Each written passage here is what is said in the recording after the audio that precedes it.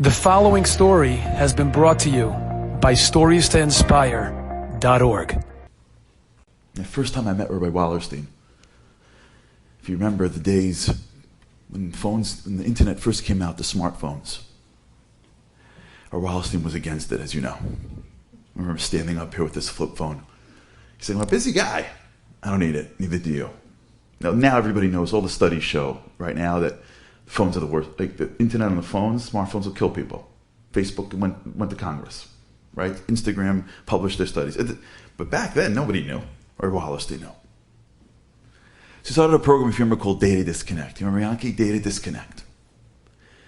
He said he's going to take it on himself, as if he had nothing else to do, to get the world to just disconnect for a moment. And I was Zocher. Elisha Perlman called me up and said, "We want you to be part of the campaign." And I was Zocher. I don't know what I did. My Zaydis and Rabbis in Shemayim, I was Zocher. We came down to the headquarters in Borough Park. And we spent hours and hours on this campaign. How do we get people healthy, without the negativity, to just disconnect? So the campaign's about to kick off. It's got a couple more days until it kicks off. We have all these groups together. Everyone's going to join together. We're going to get 1 million hours to disconnect. Something happens I don't want to get into. Wallerstein takes a stand on something that was unpopular. On something else. Something happened. Wallerstein said it's wrong, and I'm going to take a stand against it. So we called an emergency meeting, because we have a campaign that's launching in 3-4 days to bring people together, to all join together to get 1 million hours of disconnection. If Wallerstein takes a stand against this, it's going to cause all this machlokes, and the campaign's going to fall apart. We got to get him to not say anything. So I'm the new guy in the room. So they say, "Charlie, why don't you talk to him? Do you remember?" So I'm like, "Okay, I'll talk to Wallerstein. I think I can convince him. He'll listen to me." That's why they send the new guy in. I go, "Wallerstein," he goes, "What's the matter?" I said, "Listen, I know." He goes, "It's wrong. I know it's wrong. But just can you beg out of the fight? You know what I'm saying? Like, in a couple days, we spent all this time and money. We're going to launch this campaign. It's going to be amazing. Just don't jump in. Your name, you're part of this. Just sit this one out." I'll never forget. He goes, "But it's wrong." I said, "I got that. I'm all for that. But sit this one out." So he says, "Charlie," as soon as I heard that, I'm like, I think I lost this one. He says, "Charlie, you don't get it. My father was a Marine. When something is right, you fight for it. You do not allow the noise to stop you from fighting for what's right. I don't care what happens. I don't care what they say. That's not my problem. It's right. And if it's Hashem's honor that I'm defending, in this case he was, I don't care if nobody does data disconnect. I'm not sitting out of something that's right." That's who he was.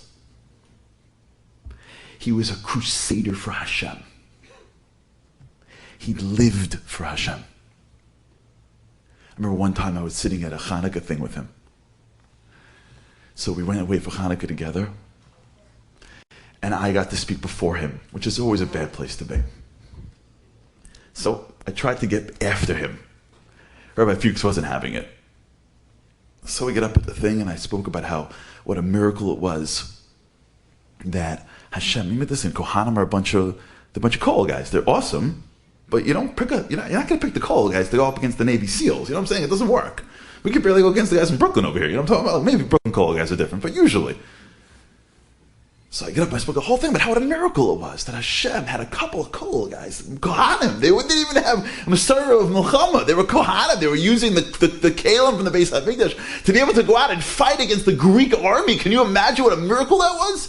We take that for granted, that the Chashmonaim weren't even people in the army. And the whole speech is about that for Hashem. And after I'm done, I sit down, or Wallerstein gets up and goes, "I want to begin by saying that I disagree with Charlie." And I'm like, "Oh no, I'm dead. He's an hour up here. By the time he's done, they're going to kick me out of Judaism. You know what I'm saying? I'm like, all right, Wallerstein's finished.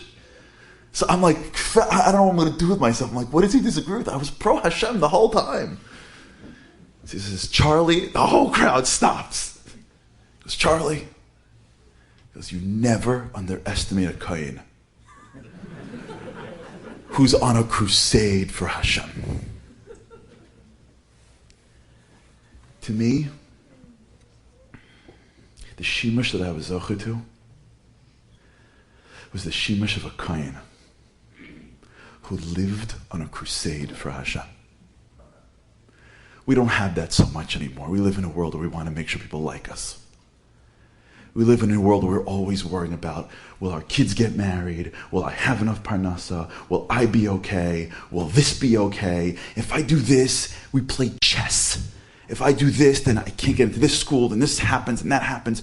We play 40 moves of chess. Every time you make a move, there's cheshbainis.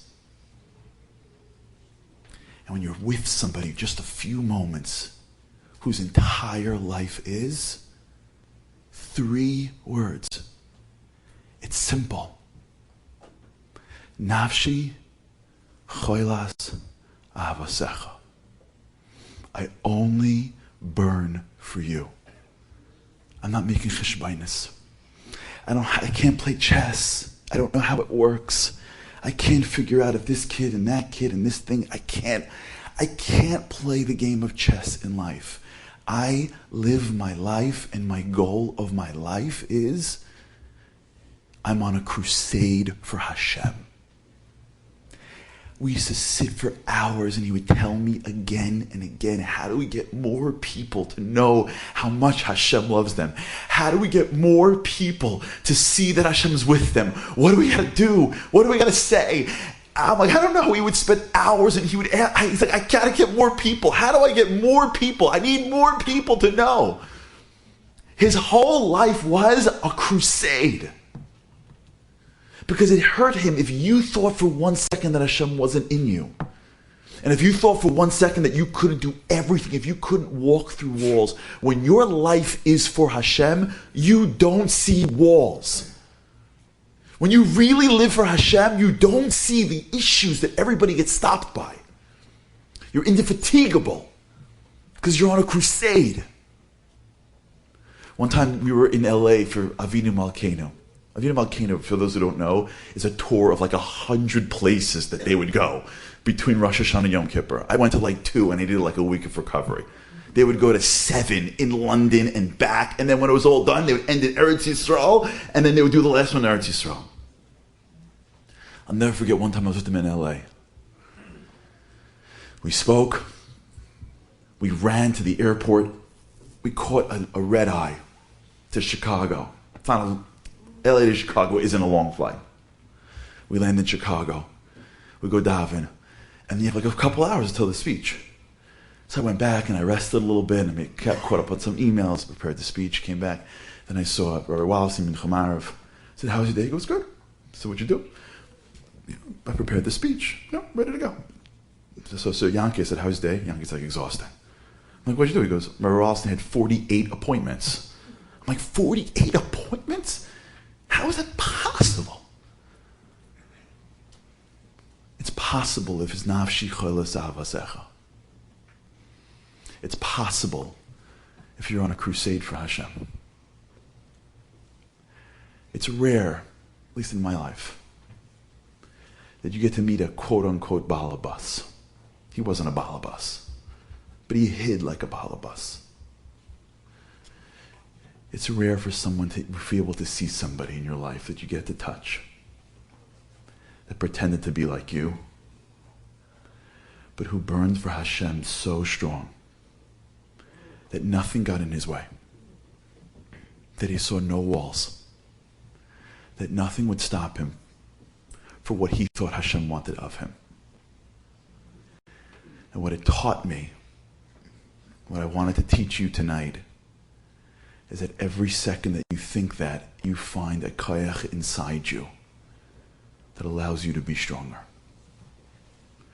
Whenever you see a wall, you realize it's not really a wall. How come the Kodesh Baruch Hu asked Klal Yisrael to not dive into them? Listen to this Malbim. The Malbim says, Daber el b'nei Yisrael v'yiso. Shiyasu al toch hayam, they should go further into the yam. Why? Shebezeh yiru emunasam b'tchonam b'Hashem. Hashem wanted to see, I'm giving you a wall. It's called a sea. I'm telling you, you'll be fine. You believe in me? You can believe in Hashem, but do you live with Hashem? Will you walk through a wall for Hashem? Will you walk into a sea for Hashem? The Kadosh Baruch Hu says go forward, and in front of you is 2:30 in the morning, you're going to keep on going? The Kadosh Baruch Hu says go forward, and you're exhausted because you're on the road for 7 straight days and you can't breathe. If Hashem says go forward, you don't have money to support the different things that you're working on, you're going to go forward? Of course, if it's easy, we'll go forward. But what if it's impossible? What if it's impossible? What if it's a sea and you're going to drown because there's millions of people? What if it's impossible? Will you be with Hashem then? Because Klal Yisrael said, I'm going to go forward anyways. A nasus nes leisno nes, that's what caused the nes. And Rashi says, why did he say go forward? Ein laham ela lisa. And these are the 4 words that I believe is Rabbi Wallerstein in his core. She'ein hayam omeid bifneihem. Because there was no ocean before them. It looked like an ocean.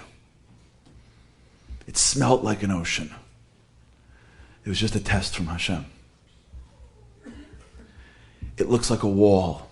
It looks like I can't hold myself back from saying that thing I wanted to say to that person in my family. It looks like I can't really learn. It looks like I can't really do this thing. It looks like I can't go to bed late. It looks like I can't. It's not really a wall. It's just a test from Hashem. Because if it's nafshi cholas avasecha, you don't see walls. I learned that from Rabbi Wallerstein. And for a few moments in my life, I was zocher to see a person who didn't see walls. And it boggles my mind that we have a world without him. I don't know how we filled his void. And what's amazing is that there is a million things that each of us don't even know that he does. It's amazing. A person who can give so much that everyone in the room knows him from something else. Do you know how you can stretch yourself that far? It's that if you don't see walls, you become eternal. When you live with Ruchnius, you become Lamala min Azman. Wallerstein had this. And with Yankee and with the Rebbitzin and with this whole family, he was able to live this way.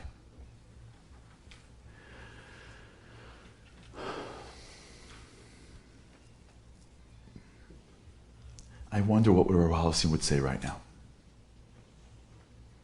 I think he'd tell me, stop talking about me. I think he would tell me, tell them how much Hashem loves them. I'm going to end with 2 things. And I'm only ending with them because it's time to go. Because if you'd give me the right, I'd sit here for the rest of the night and keep on talking. Because this gives me a little nachama. Just seeing Yankee gives me nachama. If I were talking to Rabbi Wallerstein right now on Avinu Malkeinu, he would say to me, and I would say to him, Rabbi Wallerstein, what do you want me to tell them? What do you want me to tell them, Rabbi Wallerstein? I think he would say one thing. And then I'll say something for him. I think what Rabbi Wallerstein would say, every single one of us is going to hit a wall in the next few weeks. Every one of you will hit a wall. Sometimes with your wife, your husband, with your kids. Some of you may hit a wall with Kedusha. It's impossible not to. Some of you may hit a wall with tzedakah. Every one of us is going to hit a wall between now and Shavuos for sure, in some part of your life. And when you do, before you say, I can't, think of Rabbi Wallerstein. V'yiso. Just keep on walking. Just keep on walking. Just don't turn around. 2/3, just keep on going.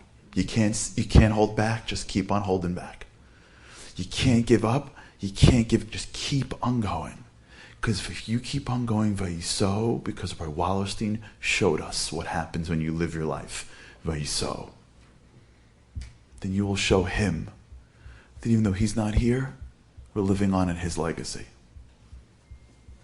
We're not seeing walls anymore. Nafshi cholas havasecha. And maybe with that schus, Wallerstein could be up in Shemayim going, you guys finally got it. It took me to die for you to realize that. It took me to leave this world for you to realize that my whole life I was always bound with Hashem. And if we're zochim, maybe to bind ourselves closer to Hashem, then maybe we can bind a little piece of our Wallerstein with us and hold on to it forever. Because he's not going anywhere. His legacy is going to live on with every single one of us that are stronger for him from now on. I want to end with one thing and then I'll close. Rabbi Wallerstein and all Yankee and the whole team built an incredible group of organizations. Can you imagine what it'd be like in Shemayim to look down and see that the organizations are going to be ultimately failing if he's not around? He needs our support now. No walls. Check this out before you leave. Rabbi Wallerstein LegacyFund.org. Don't just give money. Make a page for yourself and get your friends to give money. The budget's $6.3 million a year. Can you imagine what we're going to say to Rabbi Wallerstein in Shemayim when we raise that money for him? Let's keep his legacy alive, both in who he was and what he did. And maybe when we walk through walls ourselves, for his schus, we'll give him nachas. Vayiso. Vayiso. Don't be scared. Just do what's right. Don't play chess. Just walk through the Yam Suf. Hashem will split it. And together with that legacy fund and us being who we are, maybe Rabbi Wallerstein will shep the nachas from us. And maybe, just maybe, in some way that I can't even imagine, we'll be able to live on and take a piece of him with us.